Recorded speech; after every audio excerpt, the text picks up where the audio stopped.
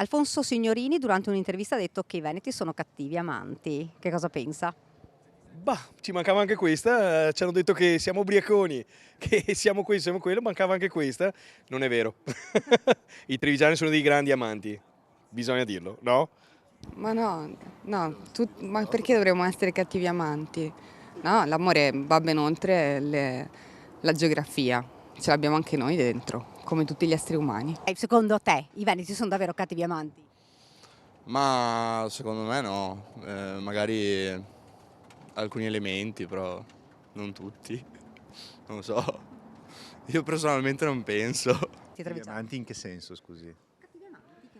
Che non sono capaci? Bah, insomma, non credo, dai, ecco, mettiamola così. Non credo, non lo so, però non ho sentito nulla, quindi non saprei il contesto in cui l'ha detto. Come fa lui a saperlo che siamo cattivi amanti, sinceramente? Non è veneto, no? Quindi non può saperlo, sinceramente. Ma no, non è vero. Non è vero. Non sono cattivi amanti, perché? Anzi, dici. Diciamo che non ho una così grande esperienza in campo, ma non vedo perché dovrebbero esserlo, insomma, ecco. Poi, Ci sanno fare anche i veneti. ma sì, sicuramente. Evviva i Veneti! Non penso mica, siamo tutti buoni e bravi. E come amanti? Amanti, sì, dipende. Ma non so che statistica abbia lui e chi abbia trovato nella sua vita. Io non sono molto d'accordo, ma non so come dimostrarlo, ecco, mettiamola così.